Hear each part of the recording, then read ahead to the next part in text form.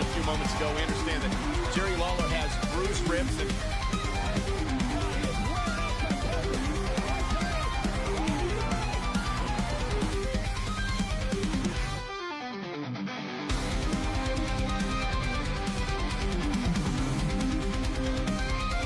the King Lawler. Good evening, everyone, and welcome to your next edition of our Scottish podcast with myself and John, talking all things and rambling about everything WWE. I'd like to welcome John as my co-host. How are you today, John? I'm very well, very alert today. Very alert. Now, have you enjoyed what's been going on in the world of WWE before we get into everything, including doing our predictions for night 2 of SummerSlam this evening? There's been bits I have enjoyed, and there's been bits that I'm not understanding, but we'll get to that. Yes. So, we will just start with Monday Night Raw from this week.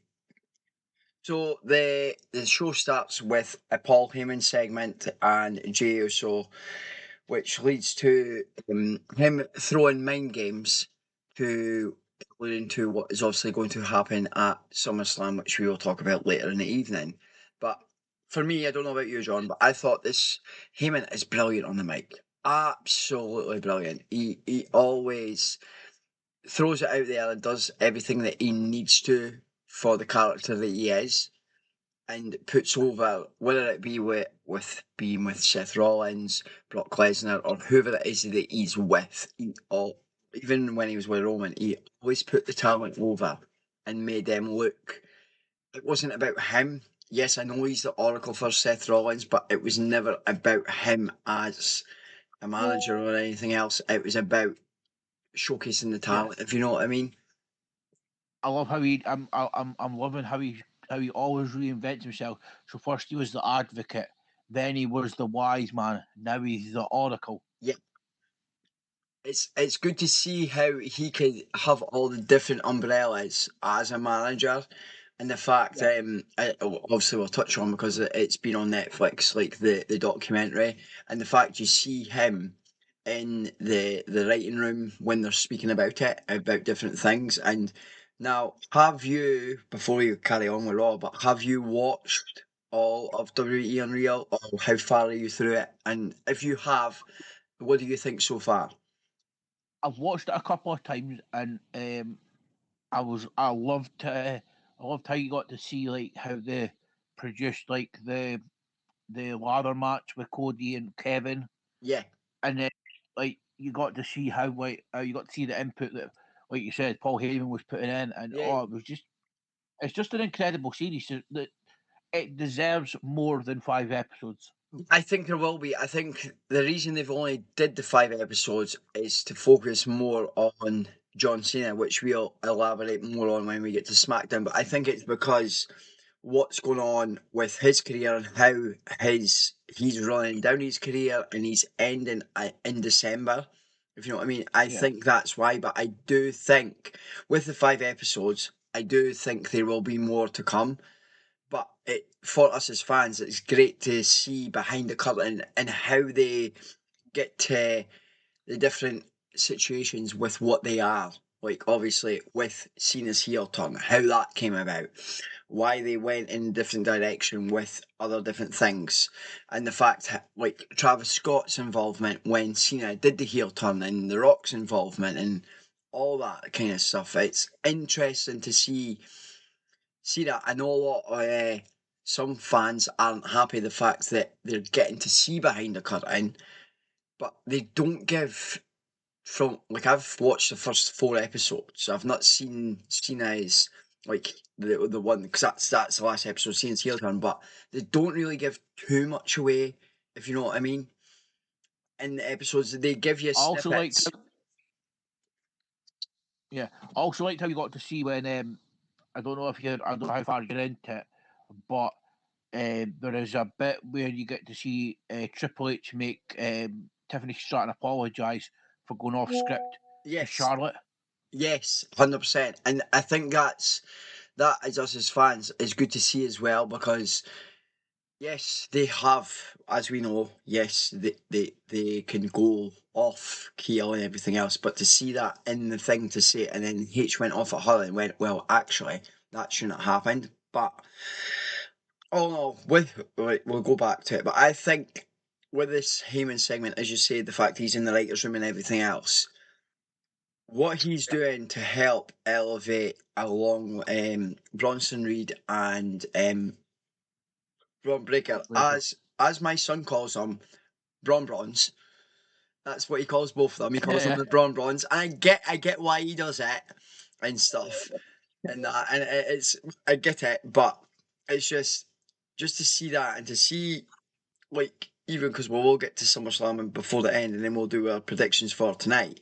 But just to see what happened in that match alone when we talk about it was just absolutely believable. yeah, So obviously definitely. after the Heyman segment, which was brilliant, and it, it was trying to put the mind games to put the feelers out to see to try and test the water. Obviously, what was going to happen on night one of SummerSlam, which we will get to. But next we had obviously AJ Styles and the Kabuki Warriors versus the Judgment Day. Now this, for me, I don't know about you, John. Like this is a match I didn't see actually coming to coming to fruition the way it has, if you know what I mean, because AJ's a veteran in the business, and I didn't think that you would see him and another female team, which is great to see that AJ's willing to work with anyone because he's a veteran and everything else. I didn't see this materializing, but the story that was told in this match alone, I thought was really good, and it showcased, yes, obviously AJ Styles and the Kabuki Warriors won, but all as well, it showcased the Judgment Day, how well they work together as a unit and everything else and stuff. And I'm hopeful for, because we'll get to that night too, I'm hopeful that what happens happens. But if it doesn't, I have a theory of what might potentially happen after that match as well for night two. So we'll wait till we do our predictions what I'm thinking about with this. Okay, okay. I thought it was a good match. Like you say, AJ working with Kabuki Warriors. Never thought like you'd see him, but the way he works with talent, and he helped like build up Dom the way he has as well. Yep. Um, That match tonight is just going to be good to flipping see. it. That amazing. That match tonight is just Oh, going to be off the fucking charts, 100%. yeah, and then I believe well, not long after SummerSlam, we are getting to watch Triple A on YouTube. I believe on the Yes, I WWE. believe so. Which it's good because obviously WWE now own AAA and what they're doing and stuff, which is it's great to see. And yes, we will touch very much on that because obviously AAA were involved this week on between NXT and SmackDown. Maybe just SmackDown. I might be wrong, but then we get to the banger person, Mr. Sheamus versus Mr. Waller. Now, for me, I know they've teased Waller and Theory splitting up. They've teased the turn and everything else. It looks like they've gone that way, but they haven't addressed it anymore on TV or on Netflix or Peacock, whichever platform you're on. They haven't addressed it more. It's like they're split up as a tag team, but they haven't addressed it. And I think for them being A Town Down Under, I think that needs to be addressed more rather than him just saying we're no longer a tag team. If you know what I mean, But is it not because Theory's injured just now? it could well be. It could well Because be. I don't know if you heard when when Jackie Redmond was speaking to Grayson Waller in the crowd Yeah, a couple a couple of weeks ago. He said that Theory was injured and that's why he's not on TV. But there has been reports on Wrestle Talk and I think Cultaholic addressed it as well, but they have actually split off television. yes, but that's what I mean because I know he's mentioned it himself, saying they're no longer together as a tag team because of what's going on. And yes, obviously, if he's injured, they can obviously address it more. But I think when he comes back, it needs to be addressed, if that makes sense. Because Yeah. what we'd seen it in the program with them, the fact that there was looking like we were having the turn of a facing him to like whether it be Austin turning on Waller or Waller turning on Austin. And don't get me wrong, I love fucking Grayson Waller, right, and everything else, and I think he should be going at his own. And obviously, this match, yes, Sheamus won, but Waller didn't look out of place going up against Sheamus. Like, if you know what I mean, he did not look out of place before, obviously, SummerSlam. I know these two guys aren't involved in a SummerSlam program, but he didn't look that out of place at all, if you know what I mean. Then we get Lyra, Valkyria, and a Becky Lynch segment. Hyping up, obviously, their match at SummerSlam, which is tonight and stuff. I thought, right, because obviously, I think in this match, and I'll talk about it now because we are speaking about it, I do think there's going to be some shenanigans involved in this match. There's going to be other folk involved and stuff. And yes, I want someone else. I want Lyra. I know I've said online that I think Becky will retain, but I do think we will talk about that anyway, and I'll go into more detail properly. But I do think that match with them two when they face off, and because of this promo, we're not going to get what we expect, if that makes sense. It's going to be a great match, but I don't think when it comes to tonight, some folk are pulling one way. But because if there's the shenanigans that I think that might happen, it might not go how we as fans think it will go. Yeah. No, I kind of liked the way she come out and she was like, well, Lyra was like mocking Becky about her golf and stuff. Yeah. But the Happy Gilmore Oh, to Happy Gilmore film. too, yeah. The fact that there's so many cameos from WWE and AEW in that, if you know what I mean. It's anyway, just carry on, but sorry. And then like when she said that, and then she's like, "Oh, do you think you could hold your putt closer to your belt and whatnot?"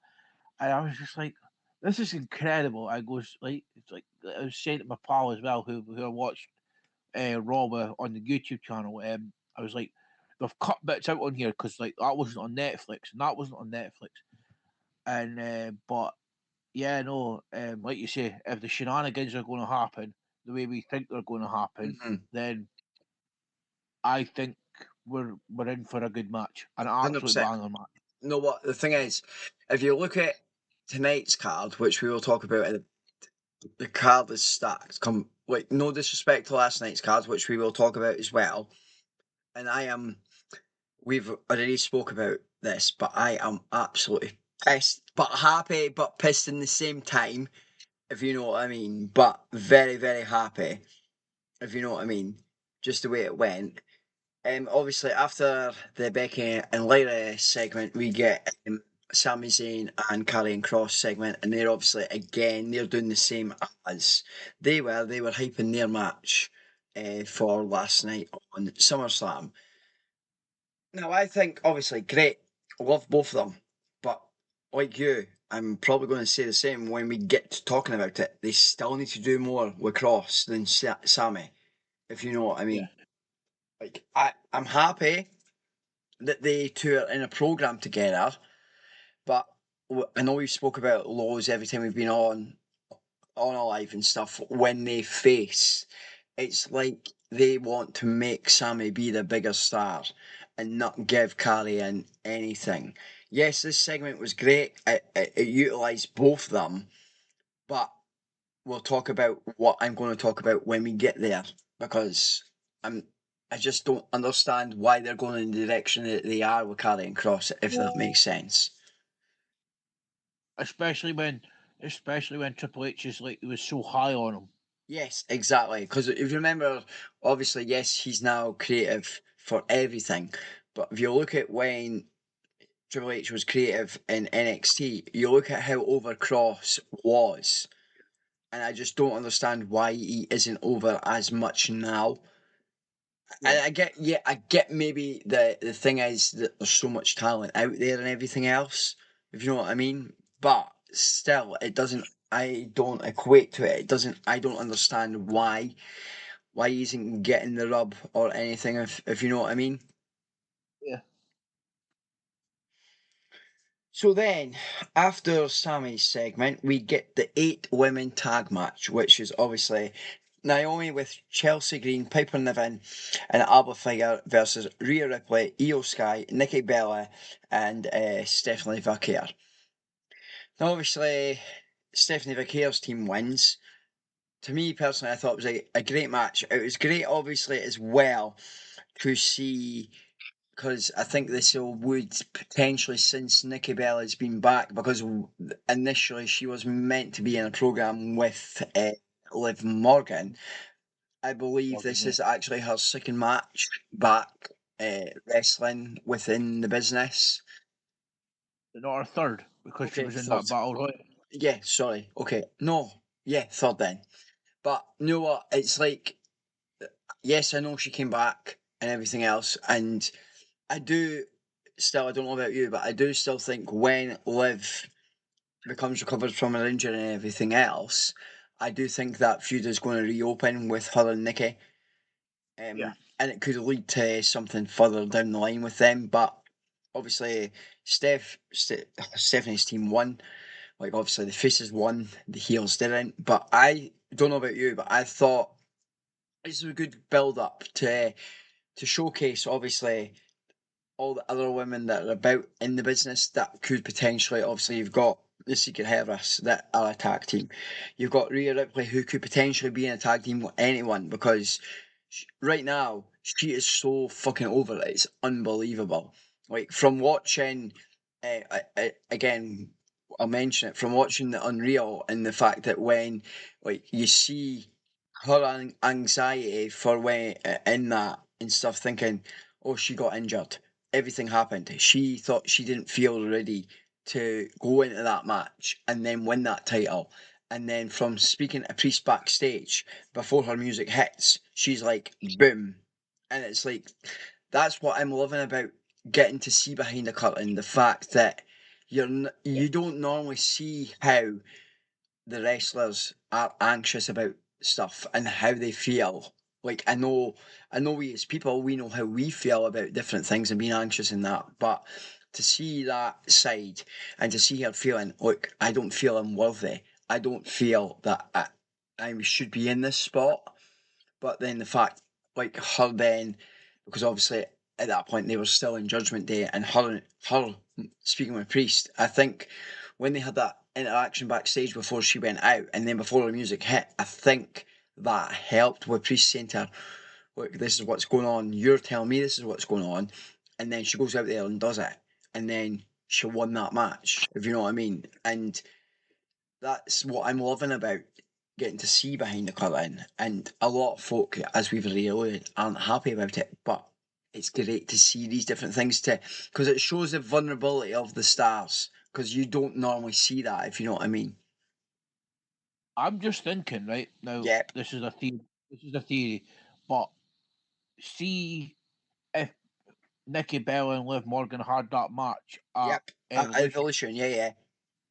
Do you think the ending of the match would have been Nikki Bella rolling out, Brie Bella coming in? That's what I did think about that with the switcheroo. I did, mate. I really did think about that. But I think that could still happen. As Yeah. much as obviously, because obviously, yes, Brian Danielson is still, yes, he's not actively fighting with AEW, but he has another role. I think it could still happen, even if it's just for one night only, if you know what I mean. I think it could still happen. Speaking of Brian Danielson, did he not interfere in the match with Moxley and did it all in? Yes, he did, mate. He did. You are absolutely right. So then we have In the gimmick. LWO versus the Judgment Day for the Raw Tag Team Championships. And John, who retained these belts? The Judgment Day with the help of not one but two El Grande. You could call them Ingliaro and Jeremy Caro. Yes, because one is, go on. German and one is English. Yes, so who do we believe as they are? Because obviously Mr. Gable is out at the moment. The German one is definitely Ludwig Kaiser, 100%. And the English one is none other than England's own Pete Dunne. 100%. I was like, it was so because obviously I hadn't watched Raw properly, right, until like 2 days ago. And it was like sitting looking at it, right, and all in his listening goes, Dad, we've got two LA Grande Americanos. He goes, that one is German. I says, so who's that then? He goes, that's Ludwig. And I'm just minding my own business, writing my notes for tonight. And he goes, you do know that the other El Grande Americano is Pete Dunne? I was like, what the fuck? I was like thinking, wait a minute, right, how have you figured that out? I've not properly watched Raw, right? I'd seen parts, I hadn't seen this match. And I'm like thinking, Bud, how have you worked that out? He says, Dad, you look at him, you look at the belt, right? And everything else. I was like, uh-huh. He says, well, if you look at the build of him and you look at the other one, yes, Chad's not there. Chad is out, so they've put it on Ludwig. But if you look at him, if he takes that mask off, it's definitely Pete Dunne. And I was like, how the fuck have you came to that from watching it? A 30-second clip on fucking TikTok or whatever to put it out there and say that it is him. So, yes, we have the two as we were talking. So, is the second one El Grande Americano's brother? And are they going to be is he going to be called something else other than El Grande Americano, John? Well, yeah, there could be that, or they could just, I don't know, they could just be called the El Grandos. Now that's a good shout, actually. That is a very good shout, mate. I never thought of that. So then we get the segment of all segments, which I absolutely loved this segment, which was Punk and Gunther hyping Yeah, up their I match. Honestly, yeah. take you mate. You can go because I've spoke quite a bit. On you go. Like I liked how Punk had like his points were just like point after point after point, and then like Gunther didn't have anything to come back with really. Yeah, All he kept saying, all he really kept saying was, "I retired Goldberg. I done this. I've retained this. I've retained against this person," and it's like, yeah, but you've not realised that you're in the ring with one of the longest WWE champions of basically all time. yep, exactly, mate. And I absolutely loved it. It's just the fact they let it flow the way it did, and how Punk said what he said, but Gunther was like, I've did, like as you say, I've did this and this, and I'm like thinking, well, actually, no. Punk, yes, he may have been away from the business for years, but the fact of the matter is, he's back. We never thought it would happen, and when it happened in Chicago, I'm so fucking happy he's back, but I'm still pissed with what happened last night. I liked how you also referred to, like, he said his reign of terror started 13 years ago Yeah, when the summer of Punk kicked off. yeah. And it's like with that, it's like even like I know we're going to we'll keep referencing it because I have watched quite a lot, but even like that when they talked about stuff on Unreal, and it's like Triple H mentioned that, it says, oh, like yes, they didn't speak, and then it came at the time and stuff, and then he realised that Triple H himself, as Paul Levesque, he realised he changed. He realised that CM Punk as Paul Brooks had changed, and the fact Phil that Brooks, eh. Phil Phil Brooks, Brooks, yeah, not Paul. sorry, not Paul, not Paul. But then, like they had that conversation, and then they came to an agreement. Yes, I'm going to come back, and we got what we did when we did, way back at Survivor Series last year. And like, I don't know about you when that happened, but mate, I was shocked, absolutely fucking shocked. Like, yes, it's his hometown at Chicago. I didn't expect it, if you know what I mean. I know there was talk, there was rumours that might happen, and I thought in my head, never in a fucking million years. But because everything's changed, Vince isn't there. Him and Trips get on so well now. He is, as well as doing what he's doing in the ring as a performer for the age that he is. He is also turning up. He's at NXT. He'll be at Evolve, and he's given the toolage that he's had, and he's signing that on and letting other people work with that and whatever else, if you know what I mean. I also like the fact that we that they touched on it on Rio as well. The fact that like Punk had to read this script, and then half an hour, literally half an hour before he went out, Triple H come into the room, ripped up the script, and was like, "Just go and be yourself." Yeah, exactly. And that shows you where creatively everything is so now. I know we go on about it being a Triple H era because it isn't, and he himself doesn't like that, or a Paul Levesque era, but it shows you the fact that, yes, you're given a script because we know it is a soap opera, right? We know certain things are determined, but we don't know how the finish ends, if that makes sense. We know they Yeah, come to a point and they determine, right, this is how we get to exclamation point, i.e., this is how they got to the point when Cena turned to the way that Cena was, if you know what I mean. But we don't get the finer details, why or whatever. In which, as a fan, it keeps you engaged and you want to watch more because you're thinking, right, what's going to happen next? If you know what I mean. like when the Bloodline first started out, you're like, that didn't end quite right. Where's Yep. this going to lead to next?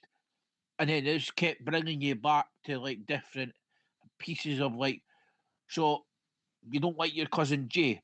Where's Jimmy? Where's Jimmy going to fit into that? Yep. And so forth. 100%.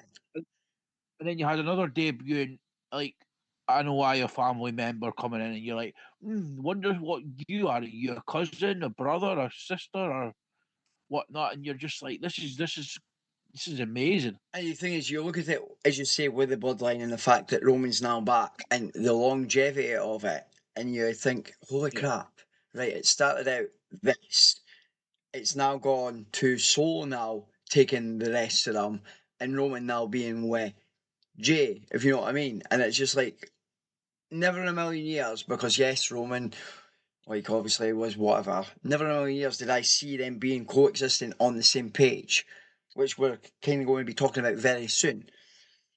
So, like that, because we wait to get on to Jey Uso, because the main event of that evening, if my memory is correct, yes, it is, was what happened at the start of the show, because obviously that's why Heyman came out and they were talking about what was happening at the end of the show, which was obviously Mr. Yeetmeister versus Mr. Bronson Reed. Mr. Tsunami. Mr. Tsunami, take it away and tell me why Mr. Uso actually won the match. Well, we got an interference from Roman Reigns. That's not why he won the match, though. No, did he not? No, did he not super kick him? No, Mr. Breaker. Oh, Mr. right, yeah. 23 miles per hour spear. Yeah, Jay moved out the way, Yes. if I'm meant, and he hit Reed and then got the pin. And then Roman came out. So after, obviously, yes, he won because of the DQ, and then there was a beatdown from the heels, obviously, Breaker and Bronson, and then obviously we allude to carry on. Like Mr. Yeah. OTC, original OTC came out and take it from there. Or as they're calling him, TC1. Yes, yeah, 100%, mate. So yeah, he comes running down. He gets attacked. He gets the upper hand on Bronson and Breaker, and then we go out. We go to the outside. Yes. I think Breaker spears him through the Through the barrier. barricade. Yes, yes, yes. And then bizarrely, now this is bizarre. Bronson Reed unties his shoes and takes them off, and now he's called. Now Paul Heyman's called the Shoemeister. Yeah, and that we will allude to that very soon when we get there, because honestly, mate, I thought that was just class. The fact he takes his shoes off, he ties them around him, and he uses them to yes, he's a shoemaker, but thinking that that's the Ulafala for Seth's team instead of the Ulafala that Roman has. And I thought that in itself is how they've came up with that creatively. I thought, wow, that is very, very interesting and very, very fucking weird, if you know what I mean. But it's like, Very inventive. oh yes, 100%, man, 100%. But it was just like, wow. And then to see it, coming out with it, because we will talk about it, but to see him coming out with the trainers last night around his neck as well was just absolutely funny and everything else. But for me, obviously, go home show before SummerSlam, I thought it was a really good show. It built the segments that it needed to build for leading for matches that were last night and matches that are tonight. And then obviously the in between bits building towards potential if they didn't have a match at SummerSlam, but building the storyline further to capitalise on what could potentially happen going forward for the other superstars who aren't actually involved in SummerSlam. I don't know about you, but that's what I thought. I think the go home show was basically it built what it needed to build. Yeah. And then obviously with the ongoing bits that weren't happening at SummerSlam, I think this is why we're getting this clash at Paris. Yes. Because I think what didn't get provided for SummerSlam over the 2 nights, I think they'll then cumulate all over to clash at Paris. I totally 100% agree. Oh, Stephanie Vaquer's facing off against the winner of who's it now? Who's the women's champion on Raw now? Io Sky. Io Sky, yes. No, Naomi. It's Naomi. It's Naomi, yeah. It's Naomi Ripley. Because they face off tonight in a triple threat. They do actually, mate. So the winner of that will go on to face Stephanie Vaquer. Yeah. Because she won that Battle Royal at Evolution. Yes, she did in Night of Champions, so she'll face whoever is still champion. It was Evolution, not Women Night of Champions. I've got Night of Champions in my fucking brain, mate, honestly. So it's because we're both on the same weekend. Yes, they actually were. So then we move on to NXT on Tuesday night. So the show opened with Judah Parker versus Jasmine Nix.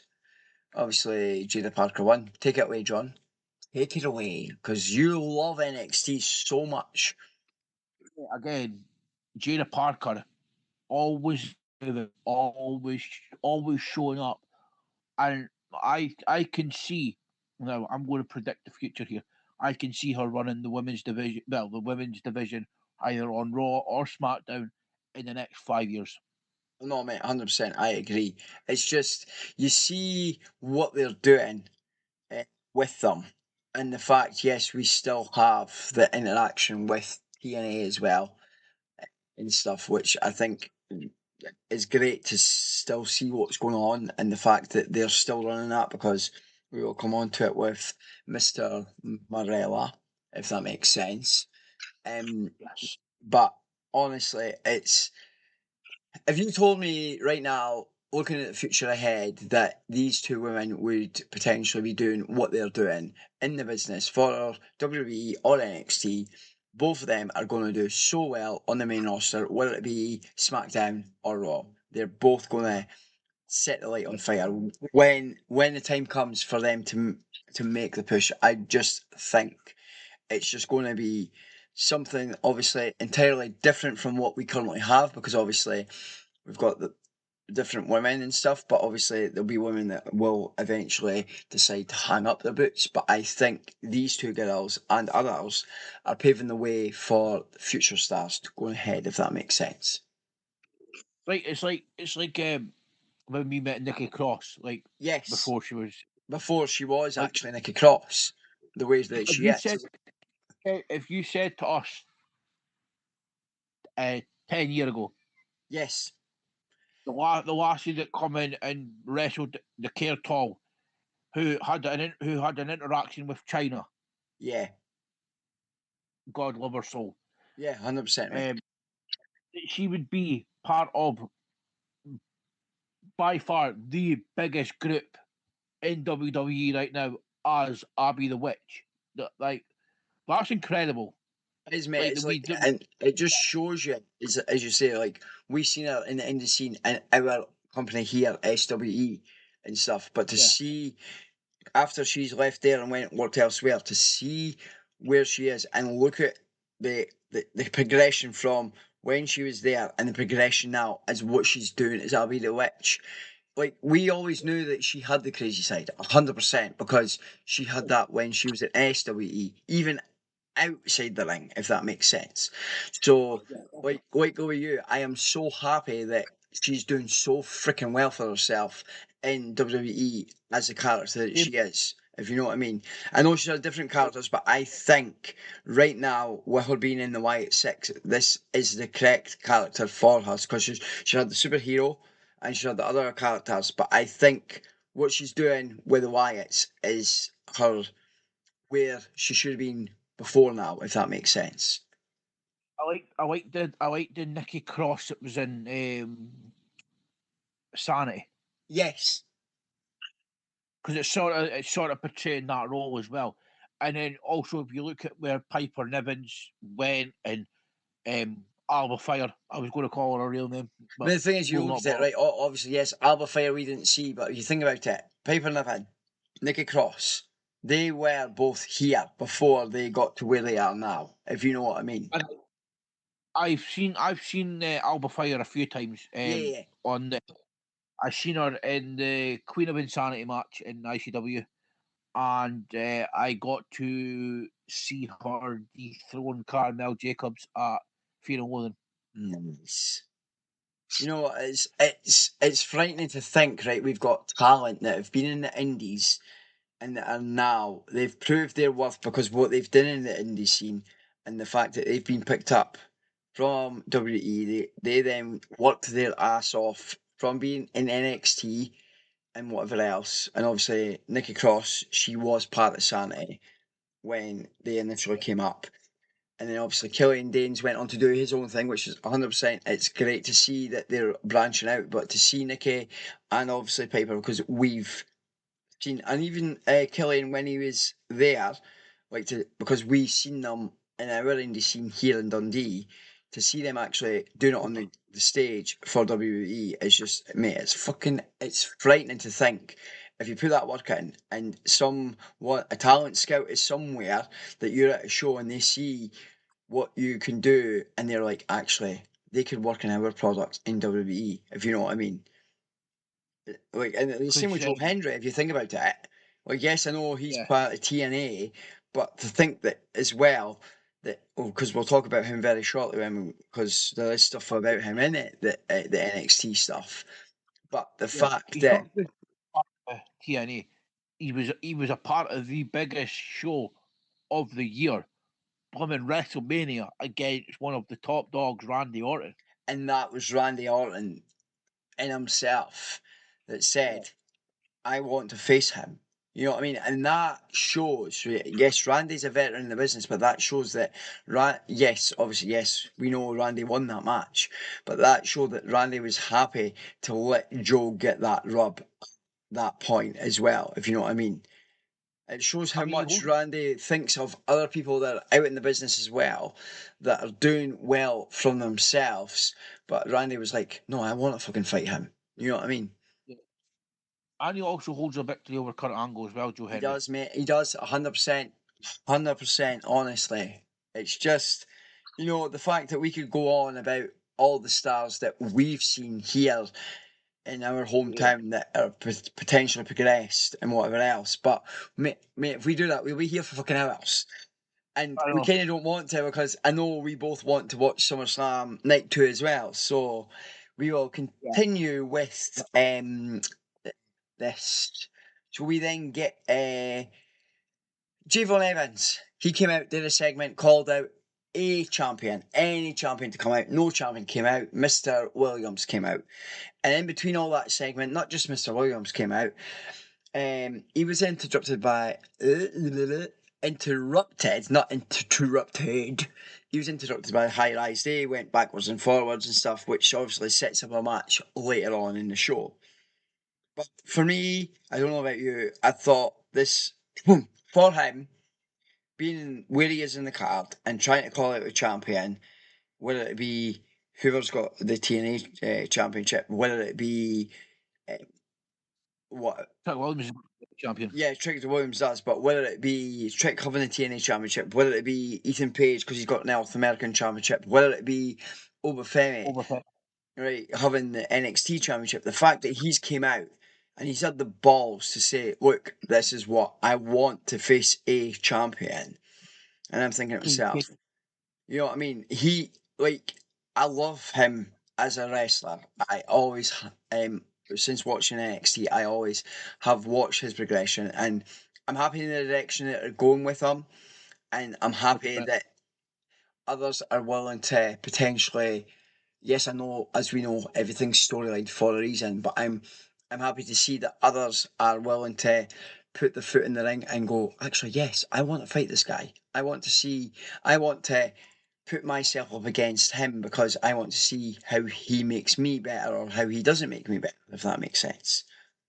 Absolutely, 100%. Javon Evans, he won breakout star tournament. He's coming. He's had his feuds with Ethan Page. He's had his feuds with Jasper Troy. He's been in the NXT Championship picture a few times now, and he's gonna get his flowers one of these days, and it's gonna 100%. be a. I totally agree with you, but honestly, it's just to think where he was and where he is now, and how everybody is willing to go up against him, and the time will come that someone will pass the torch, someone will then move up to the main roster, and he will take that title from said person. I just don't know who it'll be yet, if you know what I I mean. think got call ups the week of the draft. Yes, I do, and I think he potentially will be one of them when the draft actually happens. So after the Javon Evans segment, we get Tavon Heights versus Charlie Dempsey. This match, man, honestly, and there was no DQs, there was no count outs. They had to be a winner. They The had way to be a it winner. should have been before with the two of them, I know they fought so much because in QQCC and whatever else, but this is the way I this am looking. match should have been, and I'm looking forward to seeing how it progresses further with what happened after it. Yeah, but I'm looking. I'm also looking forward to seeing what avenues each one's going to take. Yeah, and it's like I don't know about you, but like I know Charlie's meant to try and be the baddie, i.e. the heel, but you could see after like the match, he clearly didn't want to go like this and shake the hand. And I'm looking at it thinking, right, okay, you're gonna hit him. And I'm waiting, he shakes a hand reluctantly, and I'm thinking, why have you not fucking punched him? Why have you not fucking hit him? If you don't want to shake his hand, yes, you've had to do it because it's part of the story and whatever else. But why don't you just then clobber him? To then You know cement what? you as a character, if you know what I mean. Yeah. but I think because of what happened at the weekend, Mm-hmm.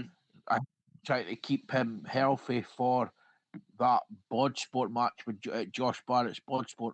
Yes, that makes perfect sense now. Actually, if you think about it. Yeah, there was Charlie Dent, Ivar, Eric, and Natalia, and Pete Dunne. Pete Dunne was there as well. Yeah, Or should I say El Grande Americano? El Grande Americano Mark 4, because it's like Chad's 1. You've got the Yeah. others. You know, well, so sorry, Mark 3, not Mark 4. I mean, it's just, you know what? I love what they're doing with it, with El Grande Americano, how they're trying to throw us as fans off, but whereas we as fans, we have started since COVID, because of everything that happened, we've started to pay attention to a lot of different things now. So we're not as silly as they think we are, if that makes sense. When they throw these rabbits out of the hat, and you're like, actually, I know who that is. They can't deny who that is, if you know what I mean. When new fans come in, they're like asking us old fans, "Oh, who's that? Oh, who's that?" Or Yep. And yeah, it's interesting to see, and I know what, I'm loving the direction they're going with different things for WWE, which is great to actually see, you know. yeah. And obviously with the fact they've got AAA, which we'll talk about very shortly, because that happens in SmackDown and stuff.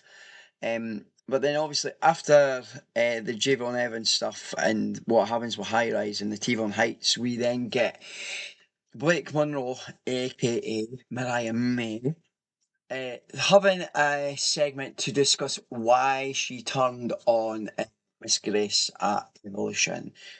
But not just during that, you get other folk that come out as well. So you also get Lola Vice, Jada Parker, Keelana Jordan. So they all come out and they all have a discussion between all four of them to decide, right, who out of them is potentially going to face uh, the NXT Women's Champion and the TNA Knockouts Champion. So they have that discussion, decide it and what's happening.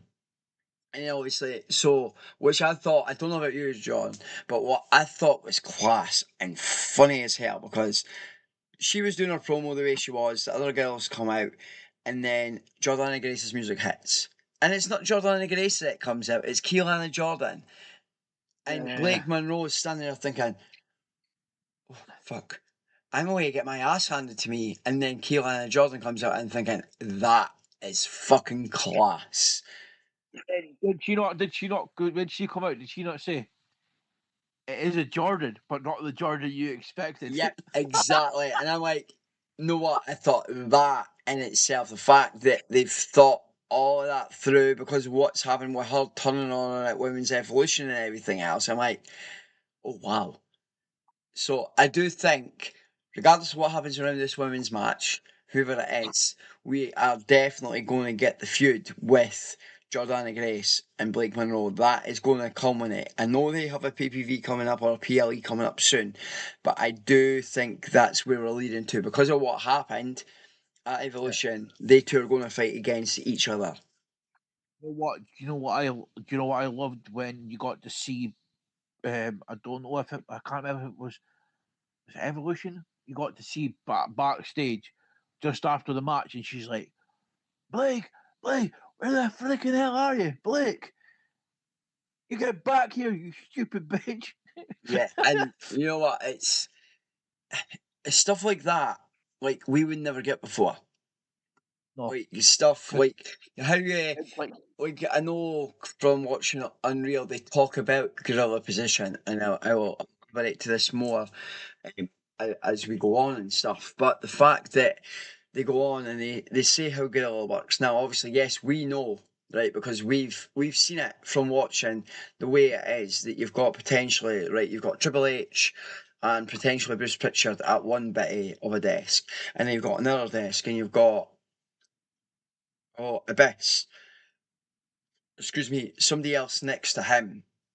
And so what will be happening? And this is where it's great to see, and it's like, I don't know about you, right? From watching the first 4 or 5 episodes of Unreal and how they get to where they are, but where, so if a segment is running over, because obviously Yeah. they have to be in the truck, and Abyss has to say to them, right, okay, right, we need to cut this out.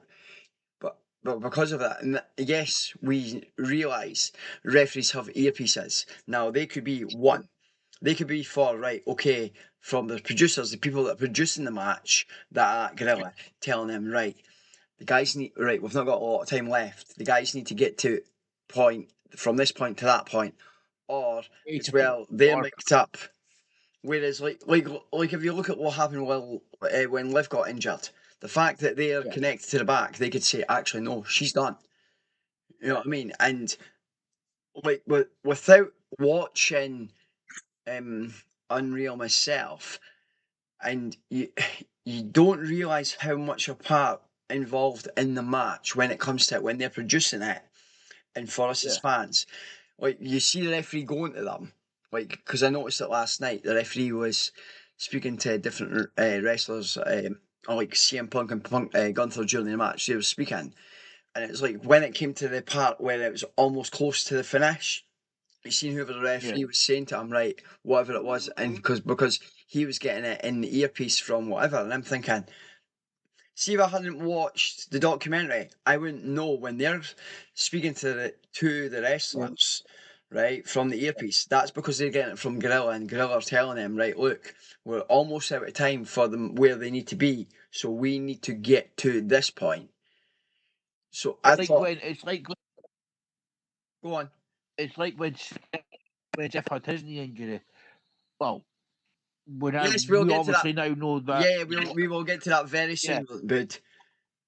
but you seen the ref touch his ear, and he's like, right.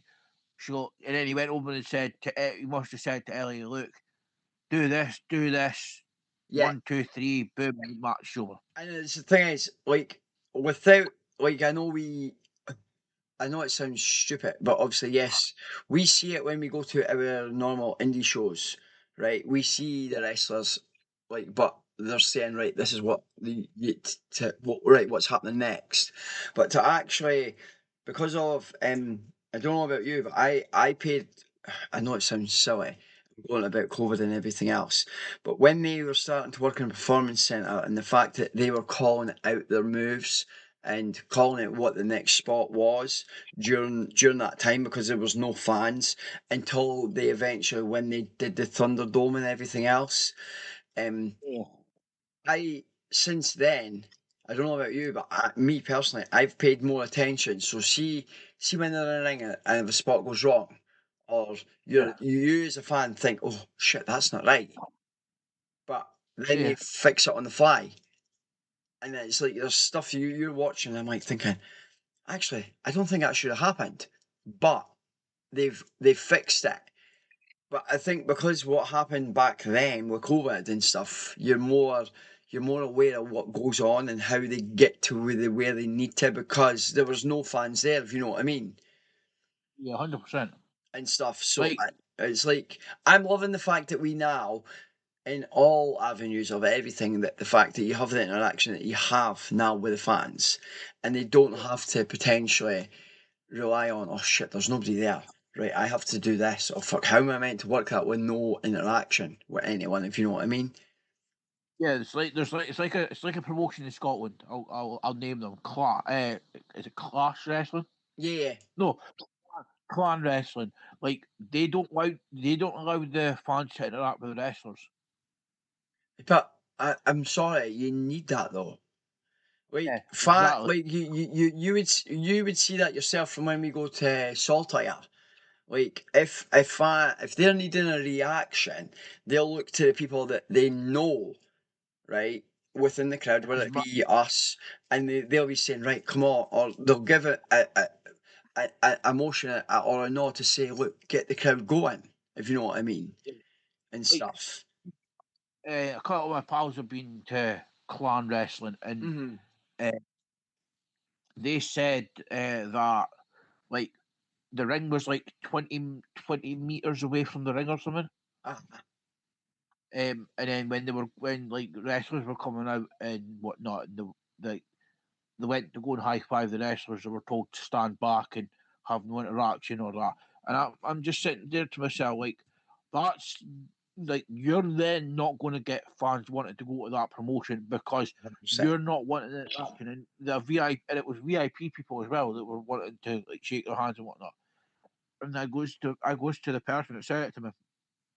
I goes, but at the end of the day, you paid all that money, Yeah. and for what? To get Just nothing to out. be told. Exactly. So, I know we've digressed because we always fucking do. We always do, but it's fine. We will carry on. So, we get to Lash Legend versus Fallon Henley. Now, obviously, Miss Henley wins this match, but this is building towards something bigger because what happened during this match, I think. Yes, if you re Refresh think of my my memory. So memory. during the match, Miss Nia Jax turns up and she takes out Lash. Yes, yeah, that So that I just that there. so she takes out Um, Lash, and I'm sure at this point this is when you get a little segment, not much, but I'm sure in the same point you get a little segment where Mr. Hendry as well, which isn't much. I think his music hits and that's it, and he walks out. no. The interaction there was like so. I noticed this throughout the whole night. Right. Right, Okay. it was bits like so at the start. You had the first match. Hmm. Like his face would just light up on the screen, and then it would go away. And then you'd get like you'd get another segment, and then like just as the commentators were speaking, you got a flash of Joe Henry's face again, and I'm like, right, something's going on here. Something Yeah. is Yeah. really Yeah. going on. Either that or the production team are trying to mess with our heads Okay. again. So I was like, right, I've not seen him yet. And I'm thinking, are they going to announce at the end of this that he's signed properly with NXT? That makes sense. With the fact the amount of hype that they gave, yeah. But like, it was like every so often, like you just see this. I was like, what is going on? Why are you showing Joe Henry's face? Yeah, fair enough. But I do with And this. Obviously, this that's the match really didn't go on that long because of the involvement with Nia Jax and everything else.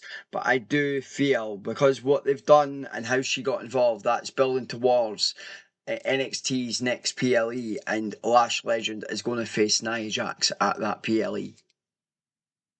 I yeah. think that's why they put it in, why it was, and that's what it's building towards. If that makes sense. I think this is going to mirror a storyline they've already used before, Yep. where Naomi and Carmella with Jimmy Uso, Big Jim. Yes. I knew. I figured that's where you're going. That's why I just let you run with it, dude. Yeah, because like that, I think that's why Enzo split with no Big Cash split with Carmella to begin with because she was too involved with that storyline. Yes, 100%. I think so, mate.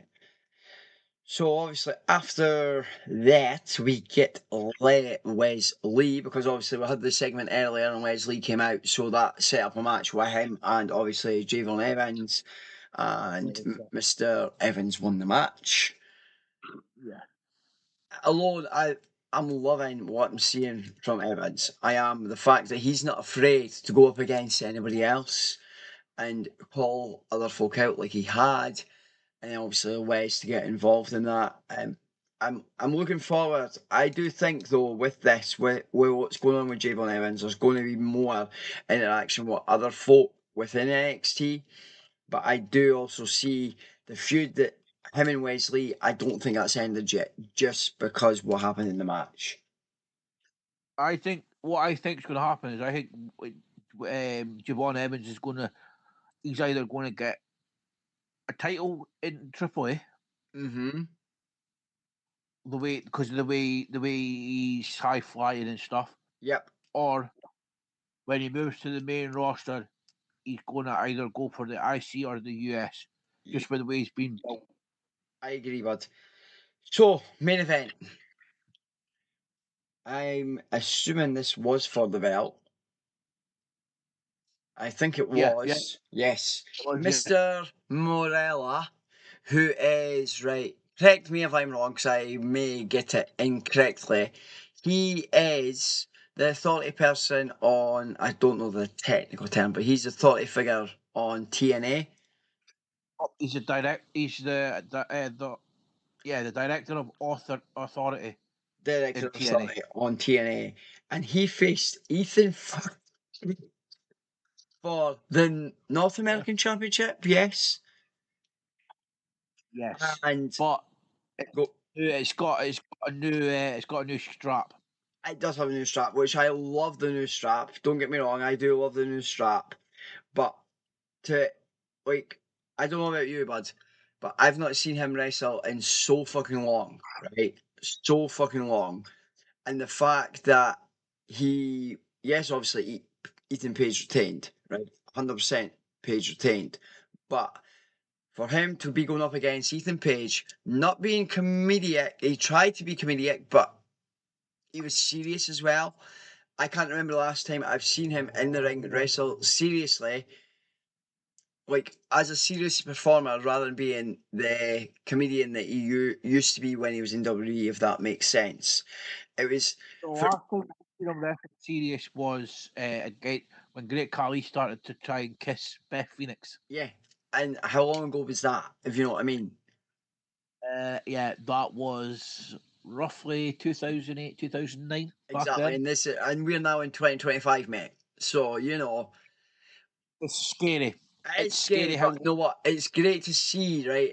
As much as he's a director of authority in TNA, that he still wrestles, and the fact Oh, yeah. we'll speak Yeah. about it, and we always will when we talk about NXT, because the the collaboration that they both have, TNA and NXT, is just something unbelievable, and it's only going to lead to bigger and better things, I think, if you know what I mean. Oh, yeah.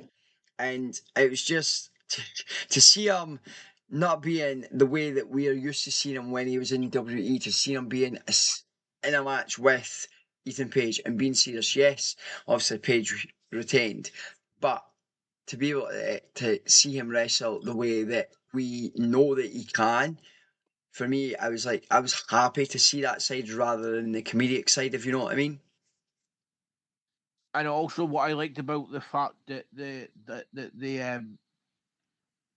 did touch on, like, when I think it was the week before, they touched on like how he came from being nobody sitting in the crowd to, oh, you shouldn't be doing this because you're not a wrestler, and then finding out that he actually was a wrestler. Yeah, Was absolutely fantastic. And then they had elements of that going back and forward in the match as well, which was freaking amazing.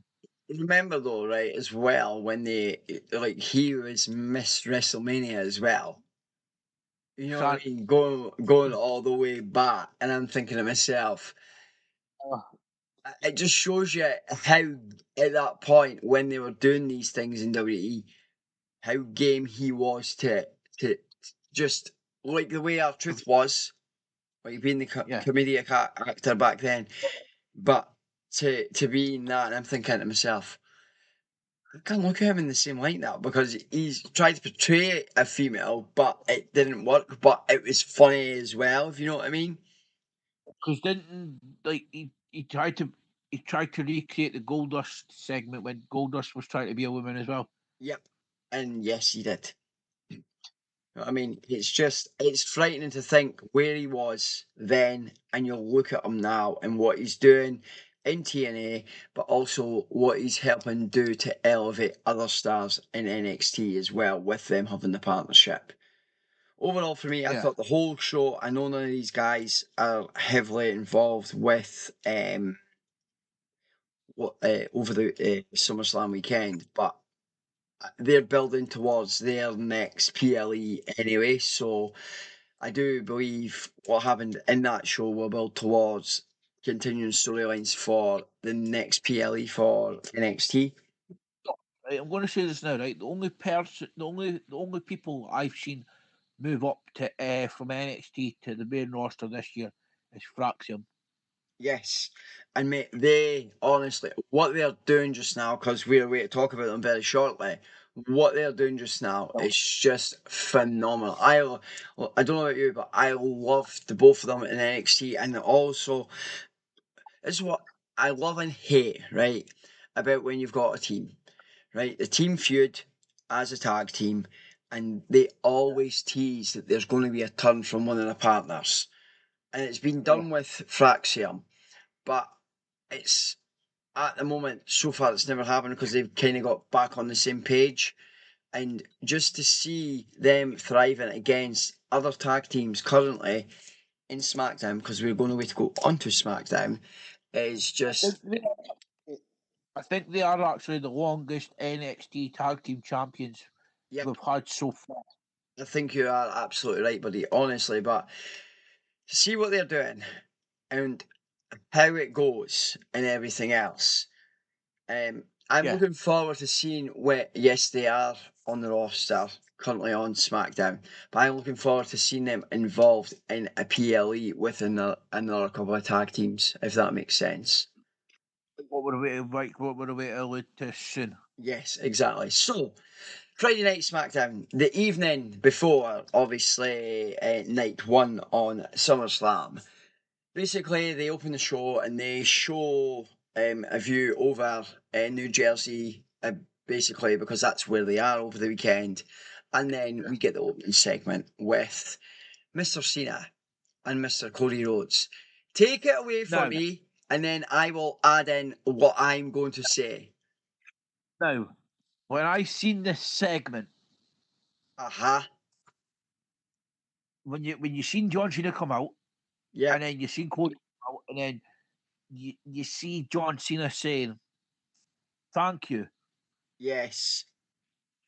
You gave when you knocked me on my ass. You gave me the kick up the ass I needed, Yep. and now you brought out the real John Cena." I'm like, hang on a minute, we're getting the turn now. What the actual fuck?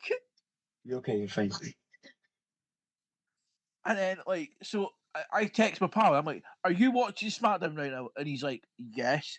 I'm like, "What the fuck have we just witnessed?" Mate, it was like, see, because obviously we spoke about it and we said we've seen the turn, right? And I'm thinking to myself, because Ollie hasn't watched this yet, right? And I'm watching it, I'm thinking, what the fuck? What the fuck? And the fact that he does his promo, he teases like a face turn and goes, this is her. And I'm like, He- why? Why now? Why are we doing it now? Why not leave it until Sunday night? But did you not see what I also liked about this was he actually addressed the elephant in the room. Yep.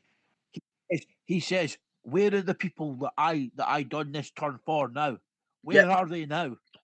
Yep, and not just that. What? So obviously, yes, I've mentioned the double turn, and I think that will happen this evening, which we will allude to very shortly when we get there. But I I was expecting, yes, it was great to see, and I'm thinking, oh, we've got the turn, we've got the turn too early because all the fans are expecting it tonight on SummerSlam, if you know what I mean. Yeah. And then the fact that then Cody asks for 2 beers, the toast and give the beers, I'm thinking, right, if we're going to do, if Cena is hypothetically meant to now be face, it would have made sense. They're toasting, having the beers, for Cody to fucking boot him in the balls and to have the face and heel turn. And we go into SummerSlam, Cena as the face, Cody as the heel. But because, which we will get to because I know we're doing our predictions, because it's a street fight, I think there is more to come in this Yeah. match, But and we will speak about that when we get there. there's two similarities in this feud, though. Yes, there is, mate. Right? How did Cody's feud start with The Rock? Because it was it not because of Cena. It hypothetical. was a hug. It was It yes, was a it hug. was the hug, and then he gave him something in his hand. And then, how did they end the feud? With what happened with, because he came out and said, "I want you to sell my soul." Tony didn't want to sell his soul, so he come out at Elimination Chamber, and Rock does that with Cena. No, I'm saying like so. The Rock and Cody ended their feud with a toast. Yes. Ups. John Cena and Cody Rhodes ended theirs with a toast of cans of beer. So that could be alluding to something else happening this evening, which we will get to because we're getting there soon, dude. So let's park it for there for now. But for me, I thought to myself, if they're going to do what we think they're going to do on Sunday, why not just do it on Sunday? Why not let them continue being the heel rather than making them fat? Because I think he's still going to come out the way that he normally does, like on tonight. Sorry, not Sunday, because it is Sunday. I think he's going to come out and you'll still have the no music, like the no graphics and everything else. You'll still come out that way. You'll not come out as a face. I think if it is going to happen, it'll happen after. If you know what I mean. But we'll leave it there because we'll talk about that when we get there. I was going to say how I would plan his entrance. Right, yes, well, we could talk about that when we get to SummerSlam night 2. Okay, you could plan his entrance at that when we get there. So, after that segment, which, you know what, I loved the segment, it was great, but it could have waited until tonight, if that makes sense for him. If he's going to be flagrantly face, it could have waited until this evening. That didn't need to happen on Sunday because that's giving us a tease that we're not expecting. We then get fucking hell, Julia with because she's now coming out with Kiana James to the ring now. So when she enters, who because obviously she's now the US title, so she goes up against Selena Vega for another title match. But obviously Julia retains. But you know what? It's great. I love this, but you know what? I love her fucking hair. I love how her hair, the way it's braided and stuff, right? And how during the match, none of these braids or that managed to come out. I'm like thinking to myself, how the fuck? I know I braid my kids' hair, like Kira's hair. I don't, sorry. My sister-in-law, the wife braids her hair, right? But I'm thinking, yes, I know how they do it, but Julie's hair's longer than my kid's hair, and I'm thinking, how the fuck do they keep that in during the match to make sure it doesn't come out? Yeah, it's weird. Okay. What the actual fuck? So, I don't know who this person is, right? But they just commented on YouTube and went, Tonga Loa Tribal Chief, bitch ass hoes and Flaming Doritos, Tonga Loa. What the hell? What actual hell? But because I have it in the comments, I have to put it out there. But anyway, right. So, oh, fuck me. Right, anyway. I thought it was, you know what? It was a great match and everything else, right? And I'm loving what we're getting from obviously Julia and Selena, but I do think at some point Selena will get that title back. I just don't know when. 100%. I mean, Julia, I've watched. I like I say, I keep saying it. I've watched Julia since the Stardom days, and Yeah, she's just gone from strength to strength, and from being at Stardom and coming over to the main roster, as well as obviously carrying NXT on her shoulders. yeah.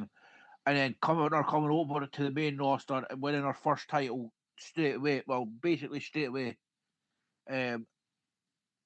Absolutely incredible. Like both Selena Vega and Julia together, they work so well. 100%, mate. It's interesting to see how they've changed the game and stuff, and how Like, never in a million years did I think that we would see Julia, or I know we had the teasers before and stuff, if you know what I mean. Yeah. It's good to actually physically see that we're getting these guys that are up there now. So after this match, we get a segment with Mr. Jelly Roll and Logan Paul, because obviously Jelly Roll is at the training centre, performance centre, sorry. He's there doing what he's doing with the guys and getting trained, and Logan gives it this, Logan gives it that, and Jelly's like, come on then, come on, get in, and stuff. I'm going to touch more base on this when it comes to it, because I'm so... Did he not come with him? Yes, he did, because he because he actually took him out in the ring. Yeah. He took out Jelly in the ring, but what yeah, well, Claymore, obviously alluding to like whatever happens on SummerSlam, but what I mean to have, I get WWE branch out and have celebrities and stuff. It's great to see, but if you look at Jelly Roll from before and you look at Jelly Roll now, I will. Holy. Yes, I will allude to it when we get onto SmackDown, because it was mentioned by the commentators, right? But holy SmackDown fucking... now. Sorry, mate. You said you'll I'll allude look to when it we on come on. SummerSlam, sorry, SummerSlam Night 1, because we're getting there, because when it comes to that match, sorry, not SmackDown, because, like, yes, they have the segment backstage, but what was said for about him wasn't mentioned on that. It was actually physically mentioned in the match, and some of the stuff that he did in his match, oh wow, but we'll get there very soon. So, like, I thought for that, it was a good segment. It sets up for what happens last night, if that makes sense, if you know what I mean.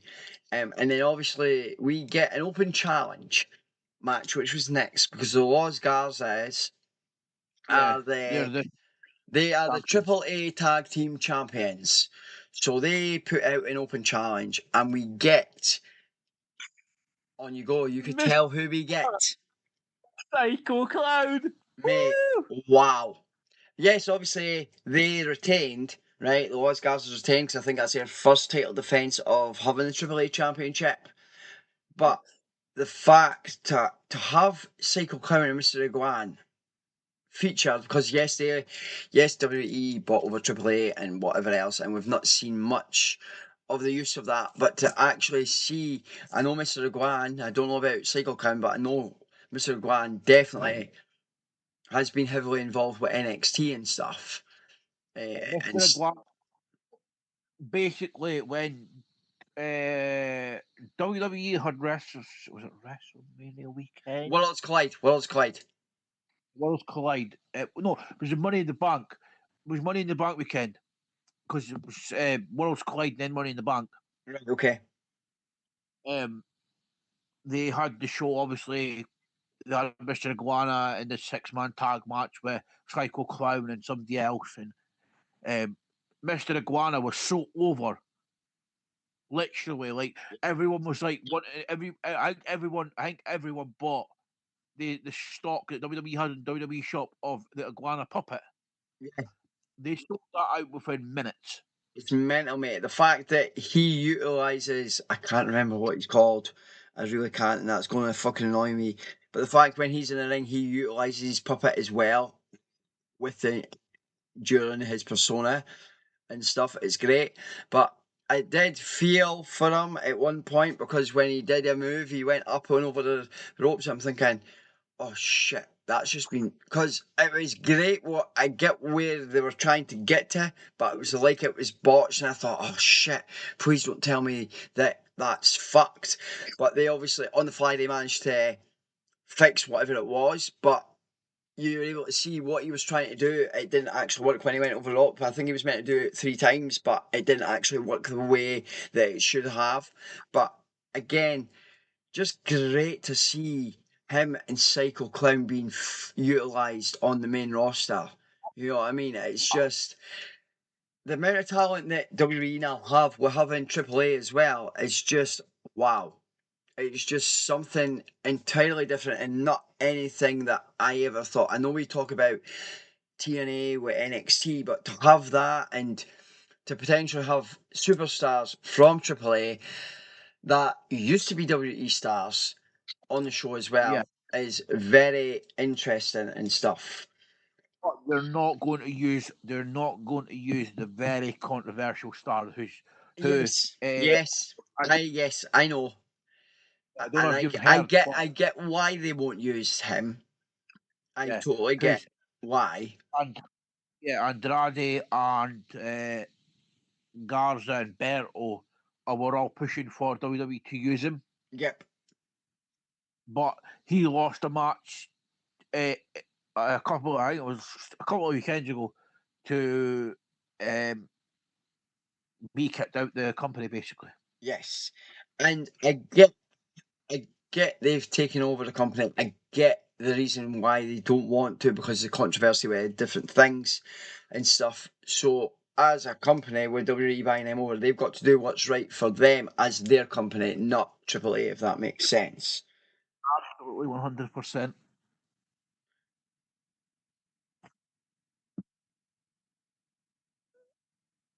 Okay. Um, 2 seconds, buddy. So then we get Aleister Black versus Mr. Priest. This match ended in a DQ. Obviously, Mr. Priest won because Mr. Black threw a fucking chair at Mr. Priest. Yeah, I think. and then Go on, carry on. Whilst I'm. didn't you not? Yeah, he threw a chair at him. Yeah, no. I'm thinking of what happened at SummerSlam. Yeah, but with it, I think this because what's happened because there's still inner workings. I think with Mr. Killings within this as well.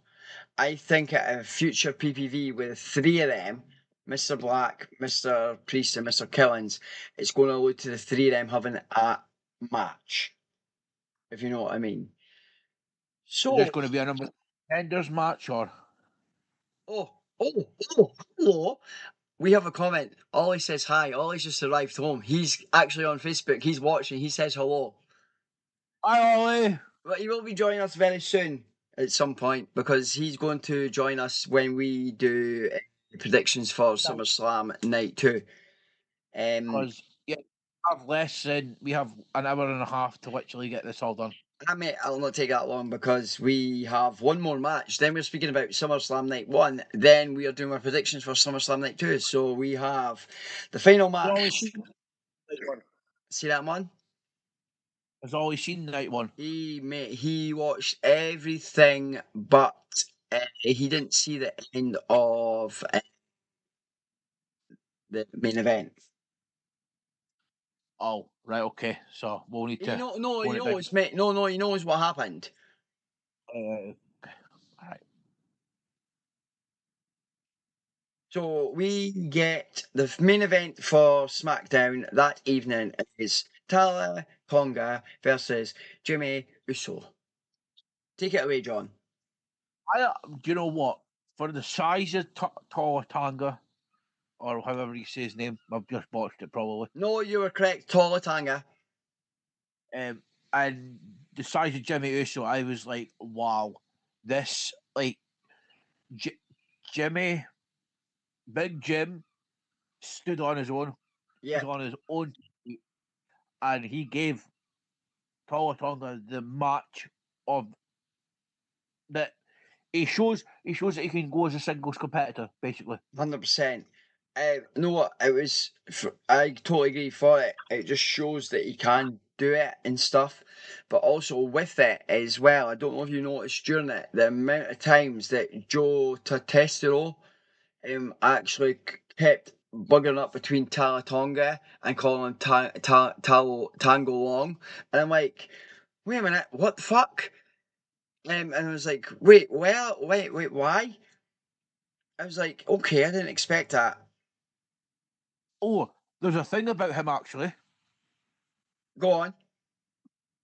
So, when I know we're going to be speaking about SummerSlam Night 1, obviously, Yeah. but going forward, WWE are scrapping media as scrums as as we know it, as them going into the room, they're now going to have Joe Tess, Big E, and the panel for the kickoff. They're now going to have them do the end show panel of the the like, how do you call it? What would you call it? The after show, basically. So how they used to do the pre-match press conference, they're changing it up and doing it differently now instead, which I think is different. It's good to see that they're thinking of things differently, if you know what I mean, and stuff. They So only started doing scrums when AEW started. yeah, mate, the thing is, WWE have always done them, but they didn't publicise them, if that makes sense. We, as fans, didn't get to see them, but I think because obviously AEW were doing them and letting the fans see them, and then I think it's a thing that Vince didn't want to do. Does that make sense? But when Triple H took over creatively, even when Vince was there, I think Triple H has always wanted to do this, but Vince was like, because he was still there, Vince was like, no. And then when Triple H took over the reins and doing what he's doing now, that's why we are getting to see the media scrums. Like, yes, for us, because we are all in Netflix, we watch on Netflix, we may have to watch the media scrum stuff now on YouTube as the way it was before. You used to get it on the network, but the network for us is now obsolete, if that makes sense. But it's great to see that they are still trying to let the fans see afterwards how much money they've made, the gate rate, everything else. And then he goes on about the fans, about how happy he is for X, Y, and Z, if you know what I mean. Yeah. So I think for the go home show for that, it was very, very good. It showed what we could potentially what we did get on Saturday evening with some stuff, and it showed the thing with John Cena. Oh, excuse me.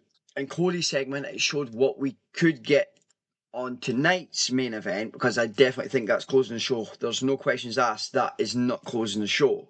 But all in all, it's built towards things for the future for other stars.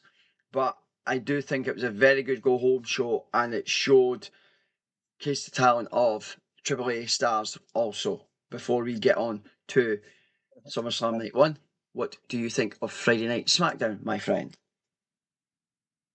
Like you say, I thought it was a really good go home show. Yep. I really enjoyed seeing different talent from different promotions like AAA. Mr. Iguana, of course, he's one of my favorite wrestlers at the moment.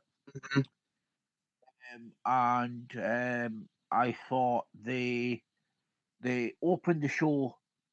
It was a bit different, Yes. but I see why they did it at the start, Yeah, so yeah, people yeah. could get their No, totally. I totally do. Yeah. so people could get their heads around what's just happened. Yes. And I liked how they chucked an Easter egg in there as well. Yeah. 100%, buddy. 100%.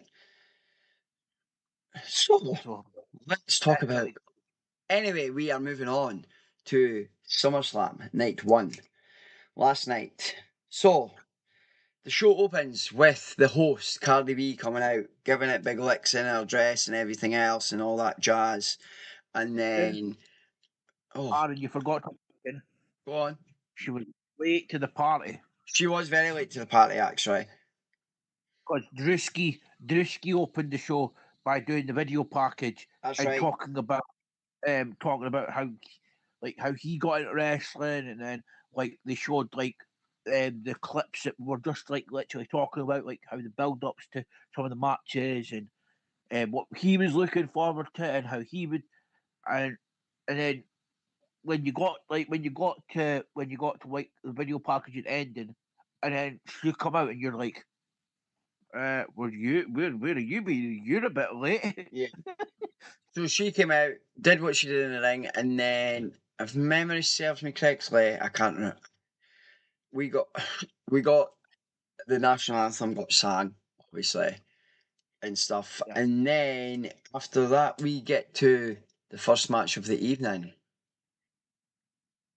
Take it away for the first match of the evening, my friend. Evening is Jey Uso and Yep. TC1, Mr. Yeah. Reigns versus Braun Breaker and Bronson Reed, with the Shoemeister, the Oracle, Paul Heyman as well. Yes. Really good match. Really good match. I thought the way the build, that it built exactly the way it was supposed to go. But god damn, I wish Roman got his shoes back. I do wish he got his shoes back. You know what I loved about it was, right? So Jay gets his usual, does his yeets and stuff and everything else. And obviously you've got the Betty, and then he's standing in the ring, right? And Roman, right? And this is what I love. Roman's like this, and Jay's like, we go again, and Roman's carrying on, and then Jay goes up, his music continues, he goes up to the top and he's going yeet, yeet, and Roman's giving it this to the rest of them outside. He's giving it to Heyman, and then Bronze pull him out, and they then, because he's still yeeting, he's like, oh shit, I need to fucking get into this now, and then jumps from the turnbuckle and takes him out, and then but when he lands, I don't know if you noticed it when he landed, that his foot was practically. He's practically. Sorry, I'll reply to that in a minute.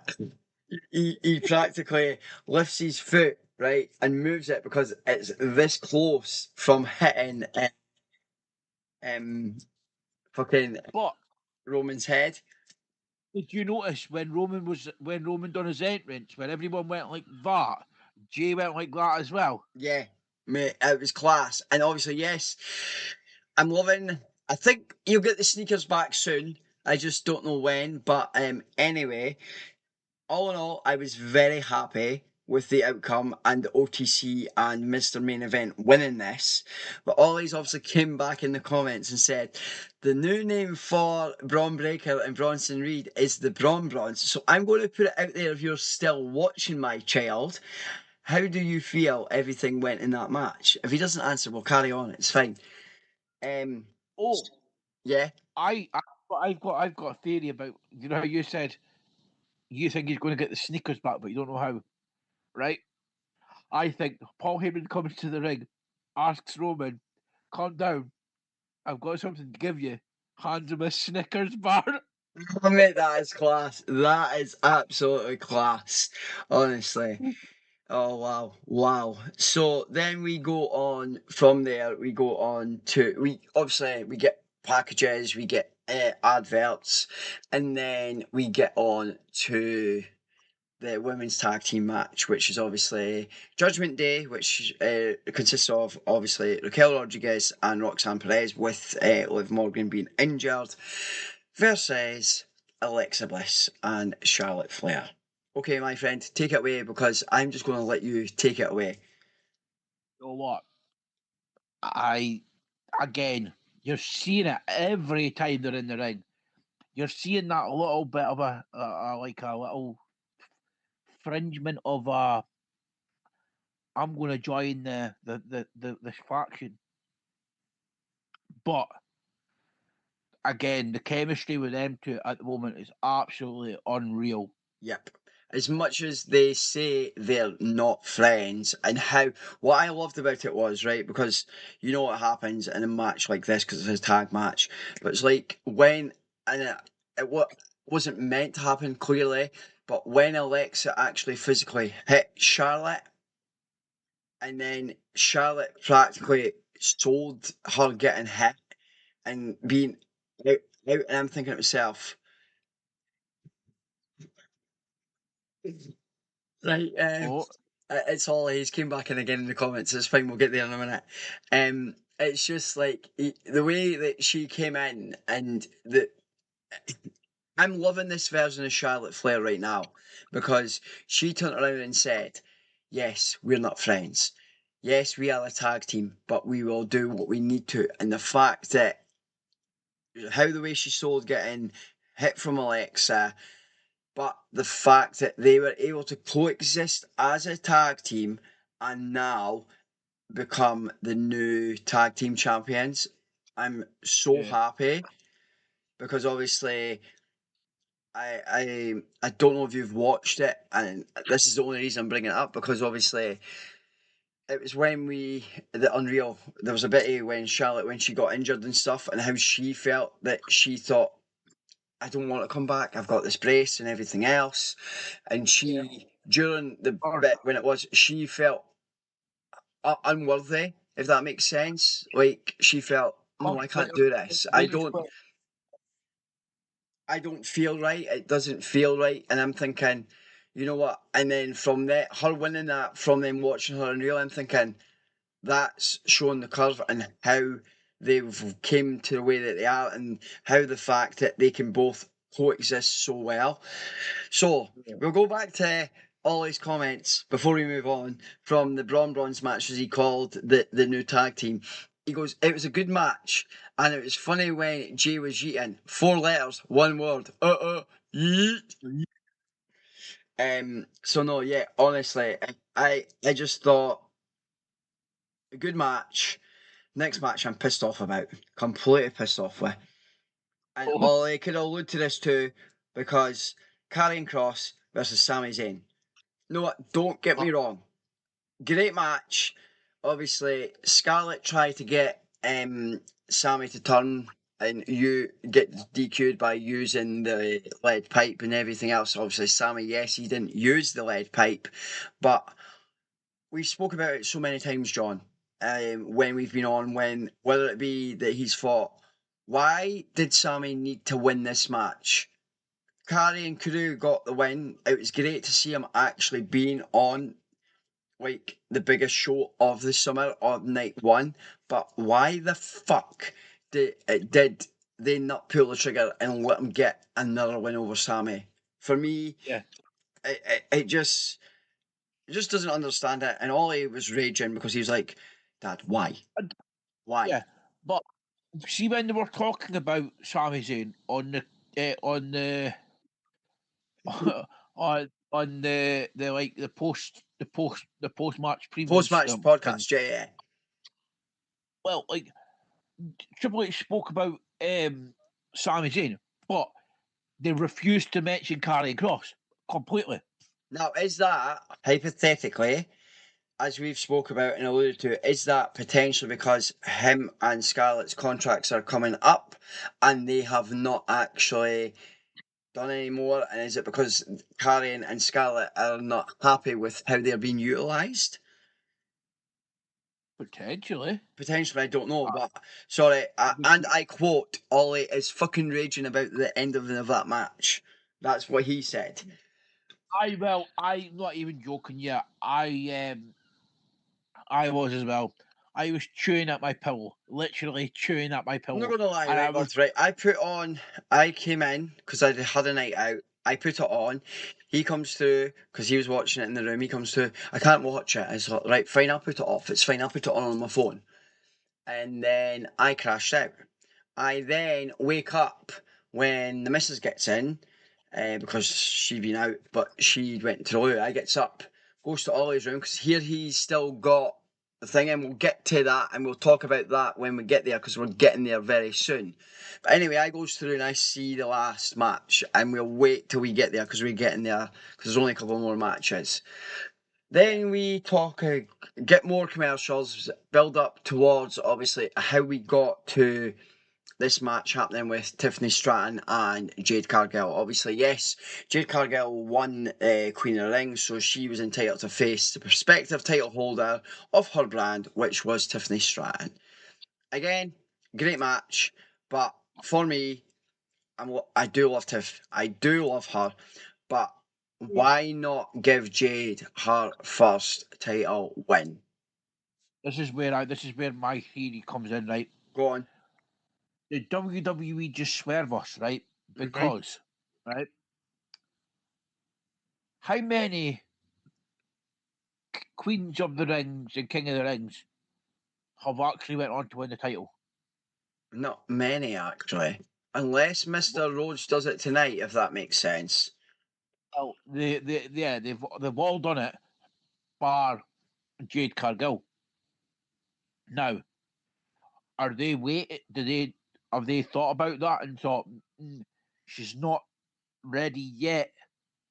But I think I think they're building this up to maybe continue on, and I think they're I think they're waiting until it's the right time for Jade to get the belt. So yes, within that, because Ollie, he will be coming through after these two matches to join us to do his prediction for SummerSlam. But I was shocked to see Tiffany still has the belt. I don't know why he's mentioned none. So I don't know why he's mentioned none. But anyway, I so thought you were waiting to botch out there. I thought you were waiting to say Stephanie. no, he was shocked to say Tiffany still has the belt. So he, like us, clearly wanted Jade to win and is not happy that it hasn't, but I do think it will eventually happen.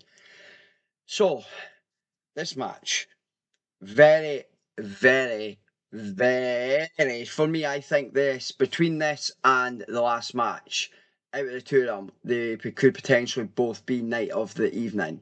And we get Mr. Jelly Roll and Randy Orton versus Mr. Logan Paul and Mr. Drew McIntyre. Now, absolutely amazing, right? The fact that, comes out and Jelly actually sings Randy's song to bring Randy out.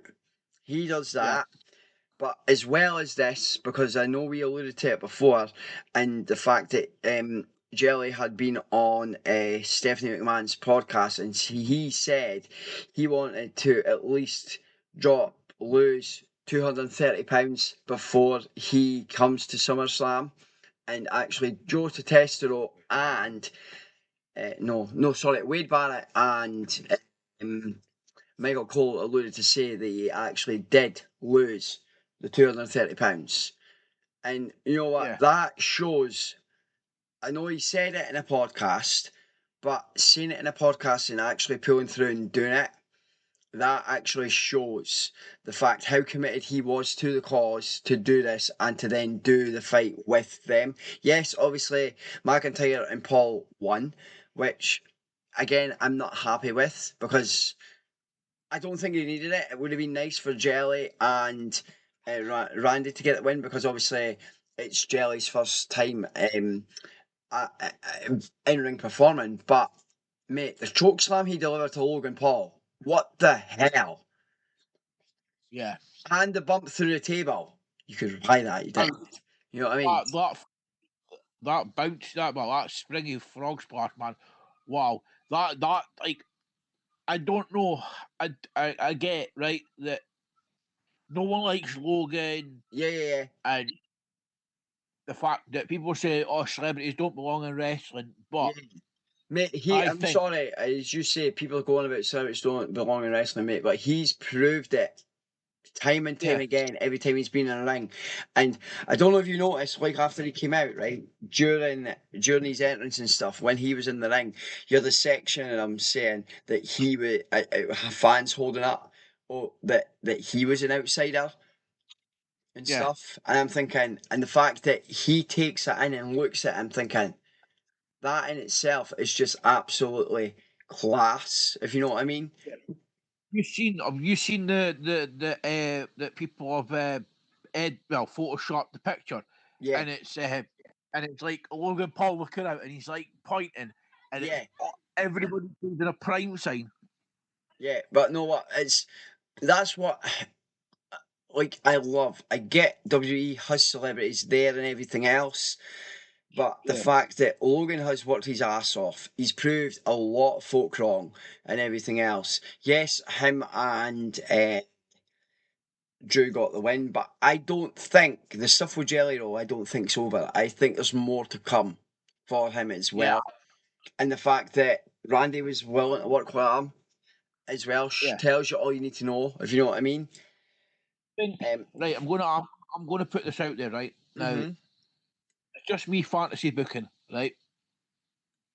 So now that we've had the match with Jelly Roll and Logan Paul, do you think we're going to get a Team Jelly Roll versus Team Logan Paul War Games?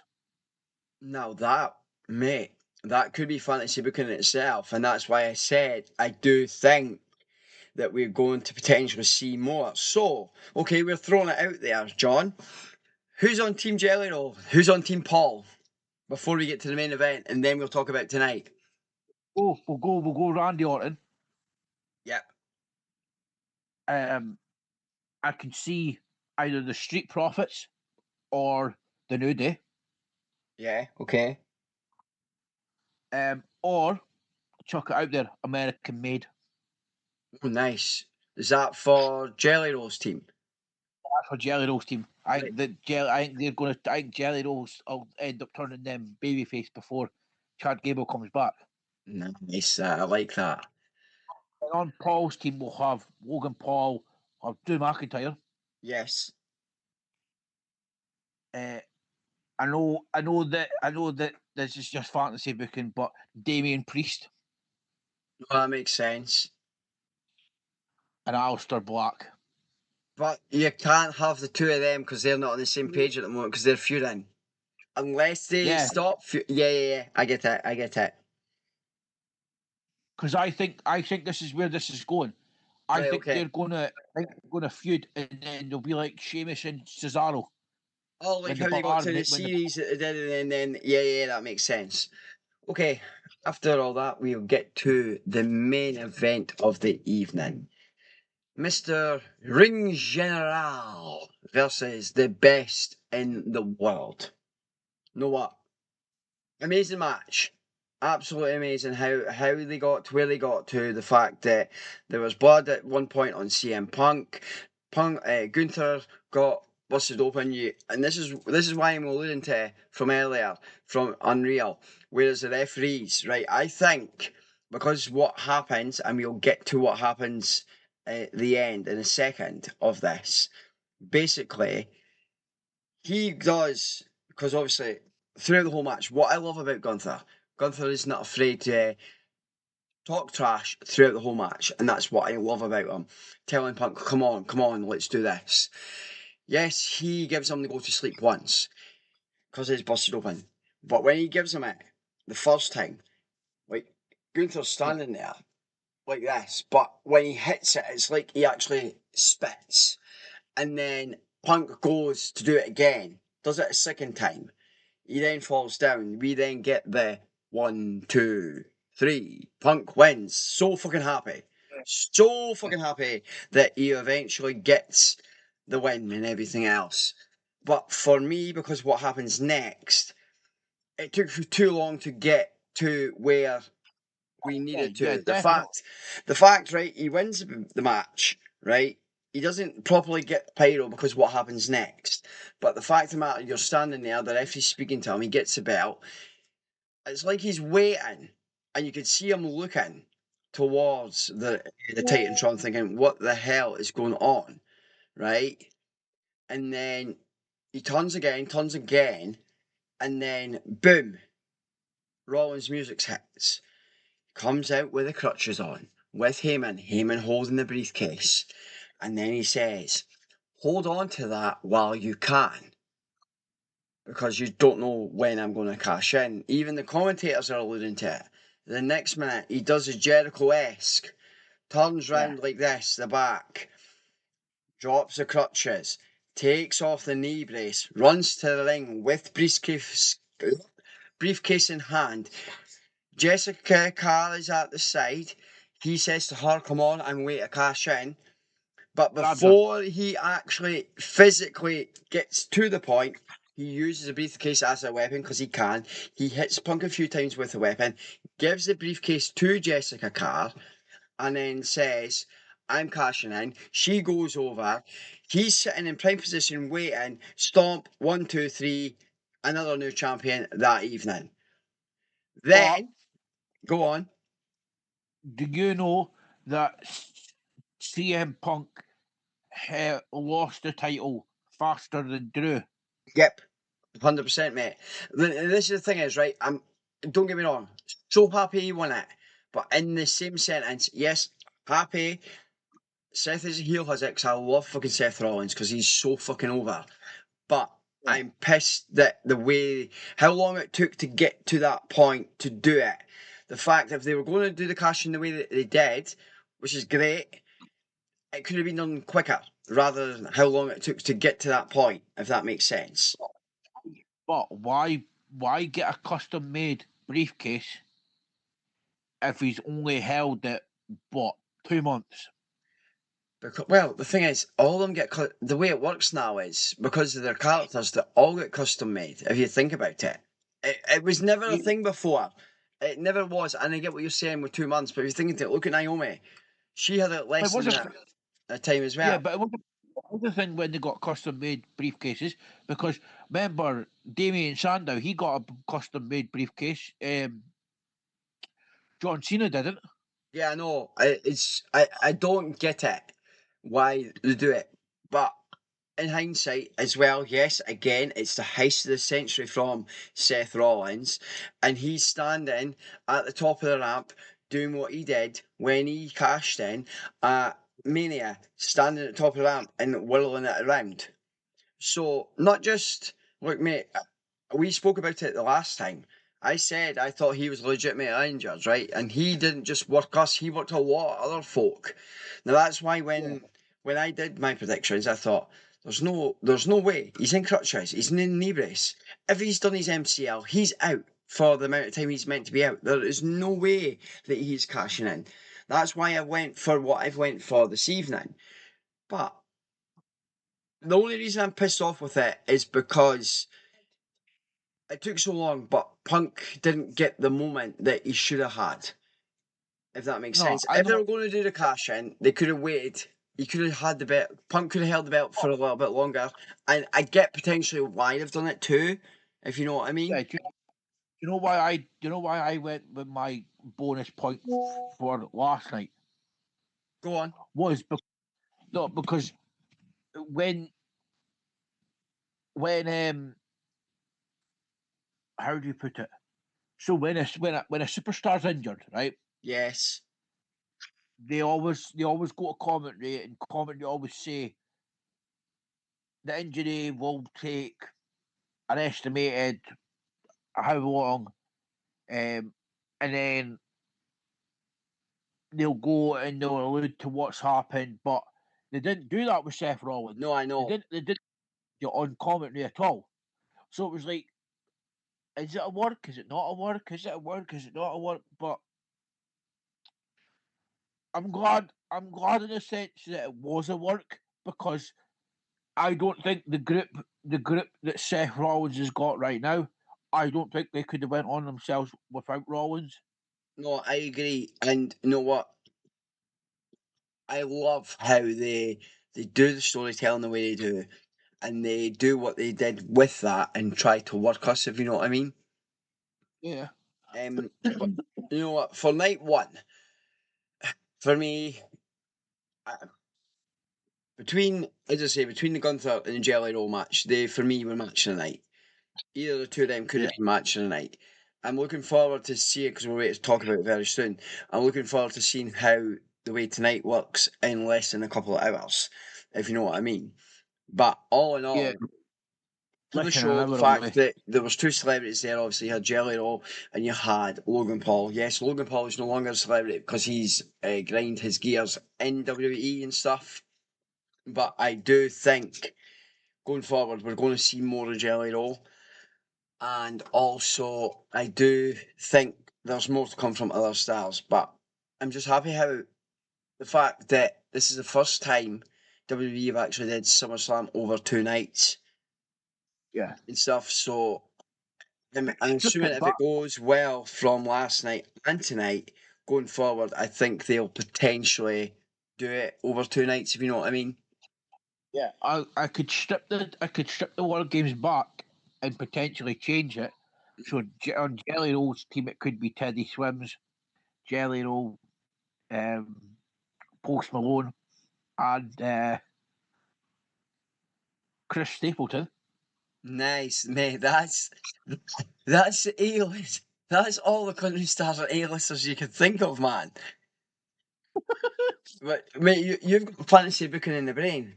So Well, right, All KSI and Mini Minter. Minute. Right, okay.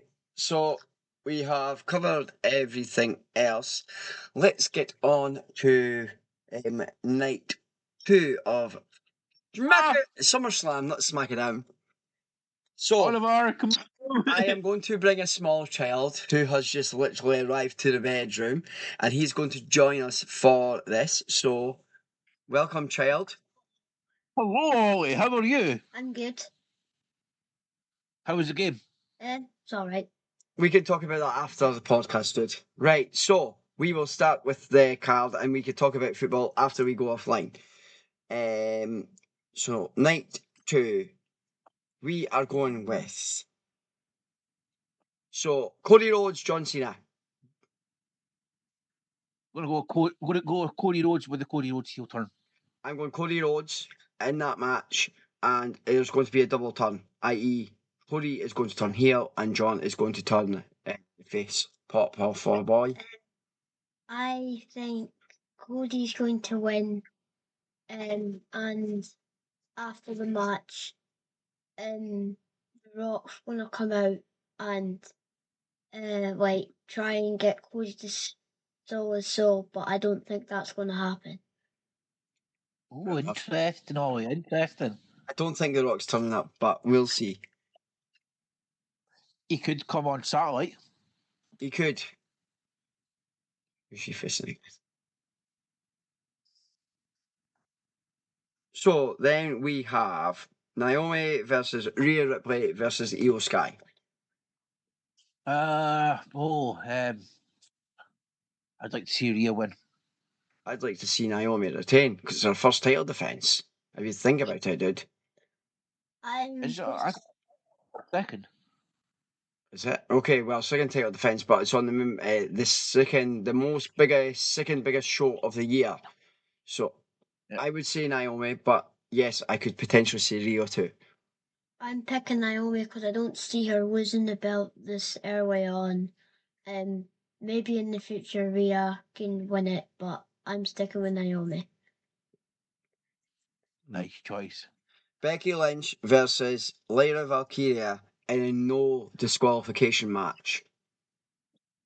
On you go, Ollie. Ollie can go first. Yeah. I'm picking Lyra for this match.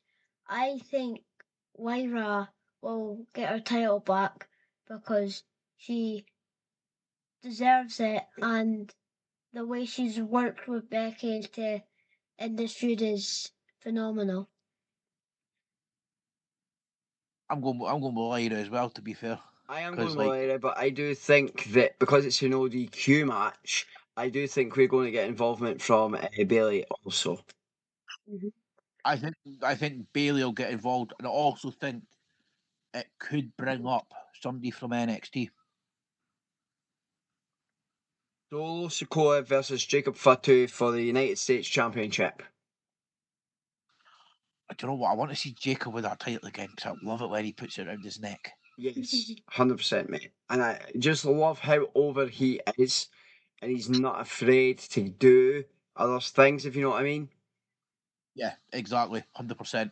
Small child. I think Jacob Fatu will get his title back because right now I don't see Solo keeping the belt. Was I reckon there'll be a feud with Bloodline versus Bloodline for Survivor Series War Games. Nice. I do actually like that.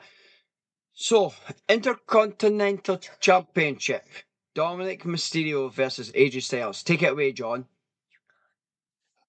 Well, the way the feud's going, I can't see Dom losing. Just simply because he's doing phenomenal work right now with what he's doing. I predict AJ will win, but in my mind, I don't see Dom losing it, but in a vision, I see where the WWE need to push AJ more and get him back into the business, or they're basically just throwing him a very good talent down the drain. Yeah. I don't. So, AJ, I think will win, and purely because what I think could potentially happen in the main event. So AJ wins the title. If John Cena loses his title, he can then go to the next PLE clash at Paris. He could then go to AJ and say, I'm coming for you because that's the only title I have never won. And if he wins that clash, that would make Cena an actual Grand Slam champion. Good point. Good point, Aaron. Because you're not allowed. Right. The next match is the WWE Tag Team Championships match, or it's a TLC match, where you've got the Wyatt Six, Andrade and Rey Fenix, Fraxium, DIY, Motor City Machine Guns versus the Street Profits. Now, I can see Fraxium winning this. Why? Just simply because how well they are gel as a team, and they're no strangers to ladders. And I would like Fraxium to win it, but I went with the Wyatt Six because it's their first title defense. I don't see them losing it anytime soon. Maybe come in the future, like WrestleMania or something like that. Fraxium could win it then.